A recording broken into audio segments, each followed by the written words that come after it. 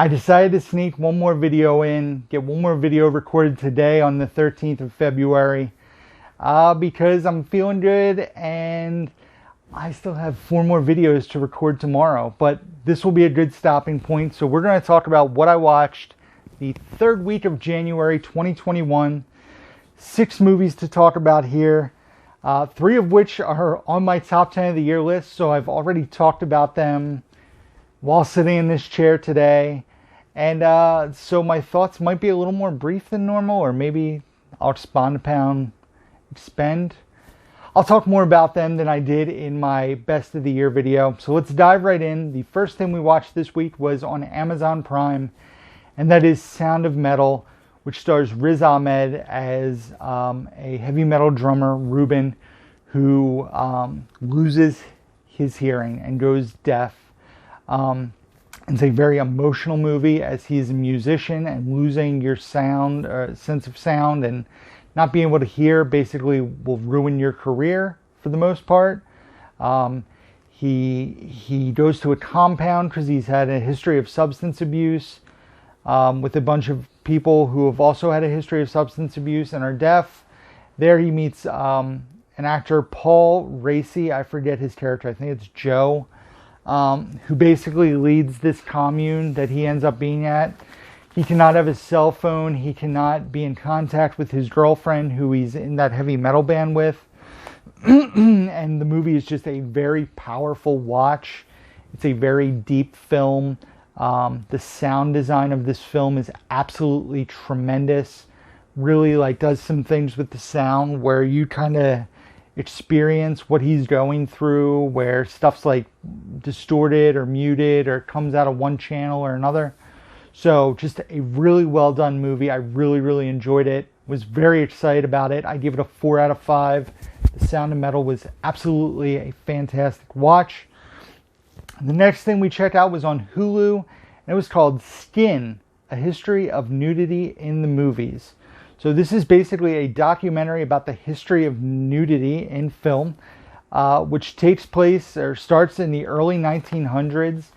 It talks about how nudity started in film and kind of goes through each era of filmmaking and the nudity. There was tons of naked bodies shown on screen, all the most popular nude scenes, how nudity was represented in certain parts of cinema history.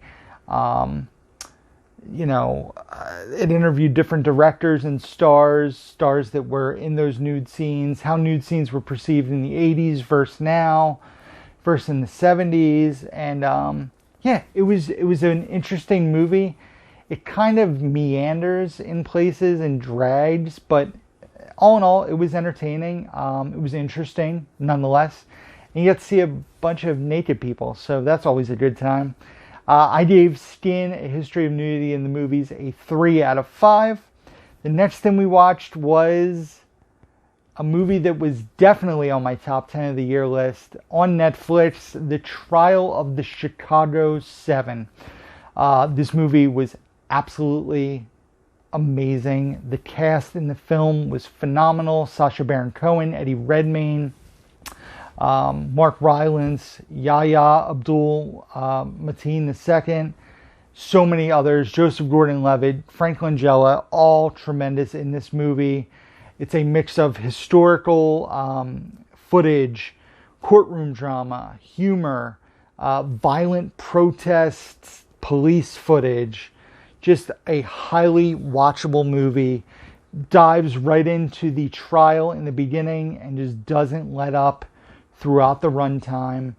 I gave the movie a 5 out of 5. It was so well done and just a very good movie. I cannot say enough positive about it. I will rewatch this movie in the future. I'd love for it to get a physical release, maybe on Criterion down the line, but we shall see. It seems to be the only way Netflix releases stuff physically anymore. Stuff like Roma, Marriage Story, Mank is supposed to get a Criterion release. Irishman got a Criterion release. So we'll see. I hope it gets a physical release. The Trial of the Chicago 7, 5 out of 5 for me. Next up was a movie, like I said, If you watched last week's pickup video that I was really excited about, based on the fact that it's about stand-up comedy, starring Jimmy O Yang and Cedric the Entertainer as the opening act. Basically, Jimmy O Yang's character, Will Chu, does a lot of open mic nights where he has to basically have 2 paying customers come with him to do 5 minutes of stand-up in this little dive bar. Oh, excuse me. He dreams of being a stand-up comic. Stand-up comedy bonded him and his parents when he was younger. Spoiler alert for the first 5 minutes of the movie. It shows him, his dad, and his mom watching stand-up when he's very young. Then his mom passes away. Then him and his dad are watching stand-up, and his dad's giving him a hard time about doing well in school. He has an A+, so him and his dad sit. It shows like the evolution of certain stand-up comedians. Then his dad ends up passing away. So he feels like he wants to do stand-up because that was his connection to his past with his parents. He does open mics and ends up getting the opportunity to be the MC of a show, which basically is the opening act, as well as like introducing all the other comedians. And so he gets to open for a childhood hero of his, Billy G, who's played by Cedric the Entertainer, who's known for a TV show he was on when he was younger. The movie does have good parts. It was written and directed by Steve Byrne. But the movie was about stand-up, and it just wasn't very funny. And a lot of the people who show up in this are just in like brief 1 minute, 2 minute scenes, and that's it. As you can see on the front cover, people like Neil Brennan, Bill Burr, Whitney Cummings, Eliza Schlesinger, Tom Segura, Russell Peters, Ken Jeong, who are all stand-up comics in their own right, big names, are hardly in the movie and don't get utilized to their full potential. So I give this, I think, a 2.5. Yep, a 2.5 out of 5. This will not be making my shelf. I'm glad I watched it once, but I won't ever be watching it again, honestly. So, plus I didn't realize when I bought it, it's annoying as a cut on the slipcover spine, but that's a little nitpick because I didn't look. So, the opening act, like I said, it's watchable, but it was a bit disappointing for me. Next up is a movie that I got from Facebook that you guys haven't seen yet, so spoiler alert for a future video. And that is The Craft Legacy, which came out this year. The PG-13 sequel, reboot to The Craft, which was released in, 96 maybe? So I'll start this out by saying The Craft was not a movie that I watched a lot. I've actually only seen it once. I know my younger sister, Nicole, was obsessed with The Craft when she was younger. She watched it over and over on VHS. My girlfriend, Bridget, is also a big fan of the original movie, so we wanted to check this one out. Was a bit worried when I saw that it was PG-13 since the original is an R-rated movie. And this movie sadly feels like a watered-down teen romance drama, more so than a quote-unquote horror film. So there are a few instances off the top of my head that showed characters like reacting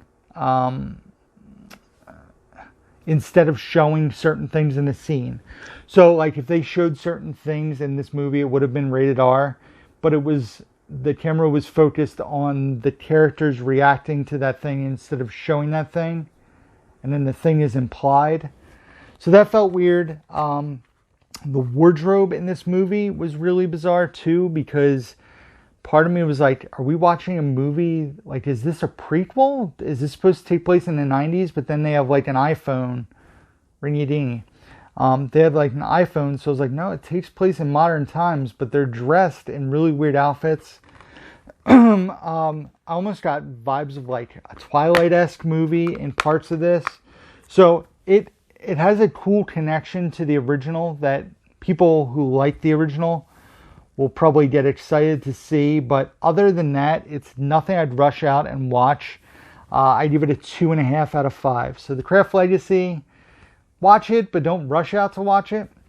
And the last thing I'll talk about, the last thing I watched the third week of January, If you watched my top 10 movies of the year list, you'll know I mentioned this pretty highly in the list.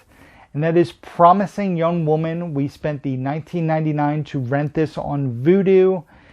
I remember seeing trailers for this early 2020, late 2019. I was so excited watching the trailer. I was like, this movie looks tremendous. It looks like it'll be very good, entertaining.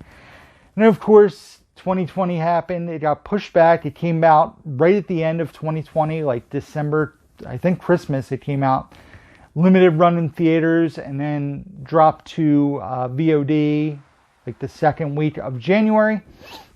So we decided to spend the $20, check it out.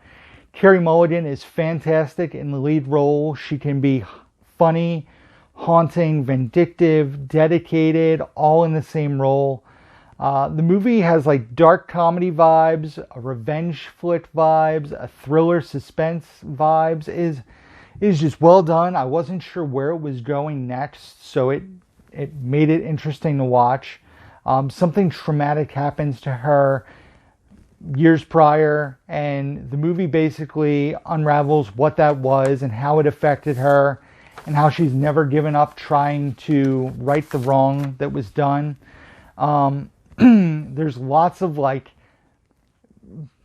big name people. Max Greenfield is one name that comes to mind. That who else? Alison Brie, that are in the movies, but it's almost like, I don't want to say they're cameos, but they're in the movie for like one scene. And that's okay because of the way the film works. I mean, this is a Carey Mulligan vehicle. Bo Burnham, who plays somebody that she went to college with in this film, is also very good in the movie. And I was asking questions like 5 minutes in about what was going on, and asking questions throughout, and the movie did not let up. And I just really enjoyed it. Plus, there's a version of Britney Spears' song Toxic in this movie that is haunting, perfect for the vein of this movie, a thriller, suspense, horror dream, like the way that they rearranged the movie. There's like haunting violins in it. So Promising Young Woman, a 4.5 out of 5. Really enjoyed it. Would definitely recommend checking it out.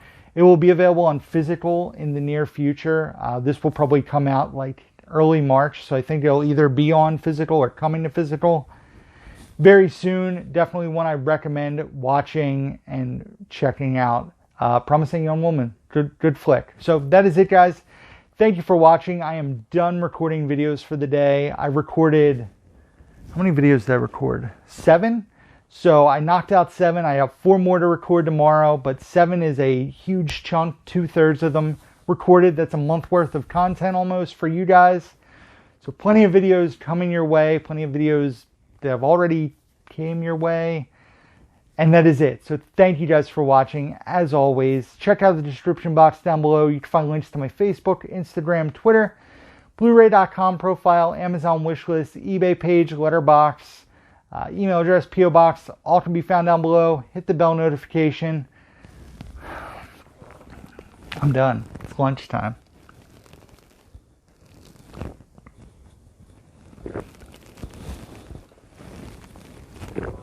That's good. It's good water. That's good. Now I'm going to just not talk for a while because I'm tired of talking. Who's down to movie? See you guys soon. Different shirt. Next video.